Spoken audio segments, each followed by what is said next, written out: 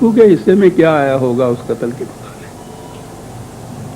فرق یہ ہے کہ وہ جو قتل کرنے والے ہیں آج تک تاریخ بھی ان کو ظالم اور قساوت اور قضائی اور مستبد اور پتہ نہیں ہلاک، یعنی ان کے نام ہی ہلاکو اور جنگیز مشہور ہو گئے ظالموں کی اصطلاح میں۔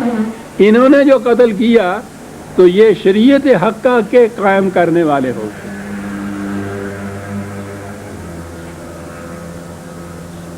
قتل کر رہے ہیں اور ثواب کما رہے ہیں ساتھ اس کے، نیکی کا کام ہو رہا ہے، دین کا قیام ہو رہا ہے۔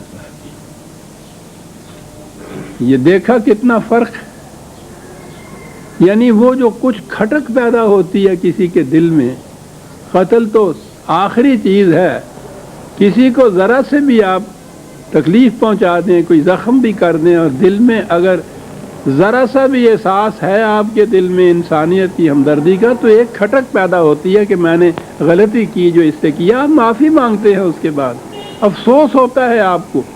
لیکن جب آپ یہ کہیں کہ میں نے شریعت حقہ کی مدافعت میں نے یہ کچھ کیا ہے تو افسوس اور پشیمانی تو ایک طرف، آپ تو فخر کرتے ہیں اس کے اوپر کہ بہت بڑا کارنامہ سر انجام دیا۔ تدبر جو ہے قرآن میں یہ آپ کے ہاں جرم قرار پا گیا اور اس کی سزا ارتداد یہ ہو گیا، مرتد ہو گیا ایسا کرنے والا، قتل اس کی سزا ہو گئی یہ چیز کرنے کی۔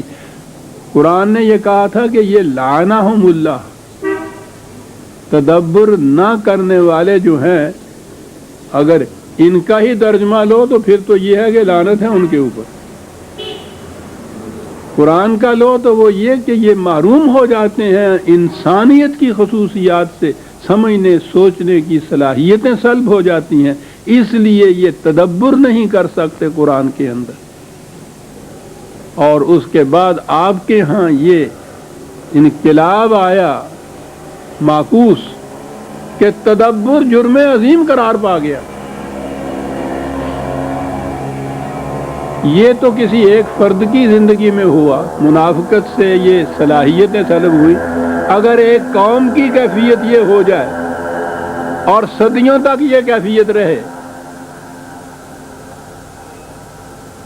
یہ بایولوجسٹ بتاتے ہیں کہ یہ اس قسم کے وہ چمگادڑ وغیرہ یا اس قسم کے چوہے بھی ہوتے ہیں، ان کی بینائی جاتی رہتی ہے، روشنی میں وہ دیکھ نہیں سکتے ہیں، تو وہ اب تحقیق کے بعد اس نتیجے پہ پہنچے ہیں کہ اگر انسان اپنی کسی صلاحیت یا عضو سے کام لینا چھوڑ دے اور اس کے اوپر دو چار پشتیں گزر جائیں جسے ہم نسلیں کہتے ہیں، تو فطرت یہ سمجھ کے کہ اس کے لیے تو یہ ایک بیکار چیز ہے، وہ پھر اس کے بعد عضو کو دینا ہی بند کر دیتی، یہ بینائیاں ختم ہو جاتی ہیں۔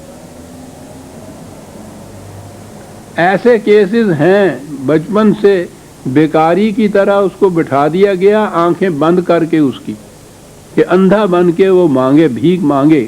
کہا گیا ہے 5-10 سال کے بعد آنکھیں بند کرنے کے بعد نتیجہ نکلا کہ آنکھوں کی بینائی اس کی ختم ہو گئی۔ کسی عضو سے کام لینا آپ چھوڑ دیجئے، وہ جو اس کی خصوصیت ہوتی ہے اس کے بعد فطرت اس کو سلب کر لیتی ہے۔ بہرحال ان چیزوں کو وہ سلب کرے یا نہ، سوچنے سمجھنے کی بات تو یہ ہے کہ اگر صدیوں تک کوئی کام ہی نہ لے اپنی سوچنے سمجھنے کی صلاحیت سے تو یقیناً ان میں یہ صلاحیت ختم ہو جاتی ہے۔ تدبر فی القرآن آج بھی جب آپ سنتے ہیں نا کوئی بات قرآن کی عقل و فکر کی روح سے کہی جائے تو وہ یہ کہتے ہیں کہ بتائیے پہلے بھی کسی نے یہ کہا تھا، اس کے معنی یہ ہے کہ یہ بات نہیں ہے کہ تدبر تفکر کی روح سے وہ اس کو چیلنج کریں کہ نہیں عقل و فکر کی روح سے یہ صحیح نہیں ہے۔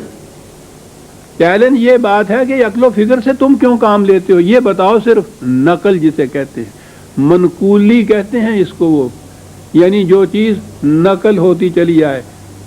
نقل مارنے والے نے تو پہلے کٹ دینے سن حال دے کمرے چ، ہن الگ بات ہے کہ پاس ہی ہو ہوں جڑ نقل مارے، یعنی نقل وہ چیز ہے۔ ہمارے ہاں یہ جو منقولی طریق ہے، بہترین طریق یہ ہے جسے منقولی آپ کہتے ہیں معقولی تاریخ اس کے خلاف یہ تھا جو عقل و فکر سے کام لے کے کچھ قرآن کی بات کہے. یہ ایک ان کے ہاں ایک اصطلاح مشہور کر رکھی ہے معتزلہ. کیا جرم تھا ان کو؟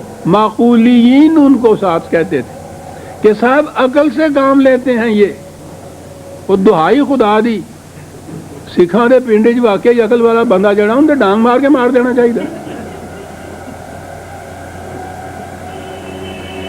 وہ ان معتزلہ بیچاروں کو ایک ایک کر کے سب ختم کیا. اور پھر وہ تو آٹے نال پلیتھن بھی نال جاندا ہے نا. جس کا جی چاہے کہہ دیا معتزلہ ختم.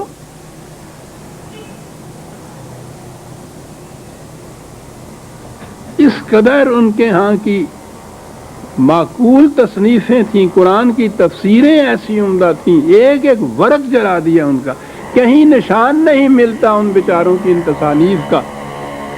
تاریخ میں بھی ہمیں پتہ جب چلتا ہے جب یہ لوگ کسی اپنی کتاب میں کہیں گالی دینی ہوتی ہے تو کہتے ہیں نا کہ یہ دیکھیے، کہتے ہیں کہ صاحب اسے مار کیوں دیا، کیوں مار کیوں دیا، دیکھیے یہ قرآن کی یہ تفسیر وہ کر رہا ہے، عقل کی روح سے کر رہا ہے، مارنا دیتے تو اور کیا ہوتا.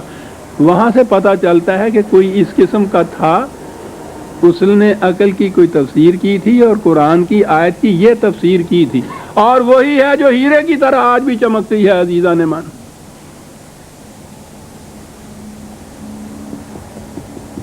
تدبر جرم قرار پا گیا. افلا تعقلون افلا تفکرون افلا تشعرون. یہ قرآن کی ساری چیزیں کیا تم یہ یعنی قرآن جرم قرار دیتا ہے، یہ کیا تم عقل سے کام نہیں لیتے، شعور سے کام نہیں لیتے، تدبر سے کام نہیں لیتے، تفکر سے کام نہیں لیتے؟ جرم ہے یہ. آپ کے ہاں یہ حسن قرار پا گیا. جو چاہے آپ کا حسن کرشمہ ساز کرے. افلا یتدبرون القرآن ام علی قلوب اقفالها. کہا ان الذین ارتدوا علی ادبارہم. دیکھیے یہاں ارتداد کا لفظ آیا ہے. ان کے ہاں عقل و فکر سے کام لینے والا مرتد، قرآن کی روح سے جو اس روش کو چھوڑ کے دوسری روش کے اوپر چلا جائے وہ مرتد. من بعد ما تبین لهم الہدی. ایک تو یہ ہے نا کہ رہنمائی، ہدایت، قرآن یہ آیا ہی نہ ہو کسی کے سامنے تو وہ تو سوال ہی نہیں ہے کہ اس سے وہ پھر جائے. وہ کہتا ہے کہ بعد اس کے کہ ان کے سامنے یہ قرآن جیسی ہدایت کی چیز آ گئی، اس کے بعد بھی انہوں نے تدبر سے کام لینا چھوڑ دیا، تو اس سے زیادہ ظالم کون ہوگا؟ کیا بات ہے. من بعد ما، کہا کہ پھر یہ کیوں ایسا کرتے ہیں؟ کہا جہالت کی وجہ سے نہیں. سول لہم الشیطان سول لہم واملا لہم. یہ ان کے جو مفاد پرستی کے جذبات اپنے ہیں وہ انہیں اپنی روش کو بڑا مزین بنا کے دکھاتے ہیں. پھر مزین بنانے کی بات یہ کہ بڑی لمبی لمبی امیدیں ان کے سامنے باندھتے ہیں. اسکیمیں جو ہوتی ہیں مفاد پرستی کی وقتی نہیں ہوتی. بھوک تو مٹ جاتی ہے 2 روٹیاں کھانے سے، وہ تیسری کھا ہی نہیں سکتا آدمی. فطرت نے خود اس کے اوپر پابندی لگا دی ہے یہاں تک، اور اس سے آگے نہیں. لیکن یہ جو ہوس ہے جمع کرنے کی، حتی زرتم المقابر، قرآن کا چلو اس کے پیچھے سائے کی طرح بھاگتے جاؤ، وہ سایہ آگے آگے بھاگتا جائے گا. وہ کہتا جاتا کہ تم قبرستان جا پہنچے. املا لہم، لمبی کر دیتا ہے وہ ان کے ہوس کی یہ تانے جتنی ہوتی ہیں، اس لیے ختم ہی نہیں ہوتی.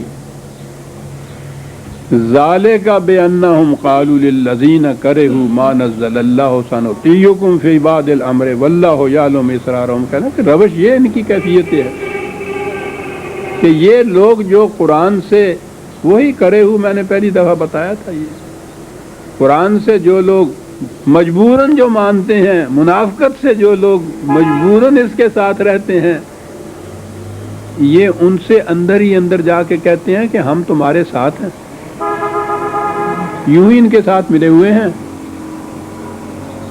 تم جو کچھ کہو گے ہم تمہارے ساتھ تمہارا ساتھ دیں گے. تمہارے ساتھ ہیں ہم، اپنے ساتھ سمجھو ہمیں۔ صبح یہاں کے ان کے ساتھ ملے ہوئے ہوتے ہیں،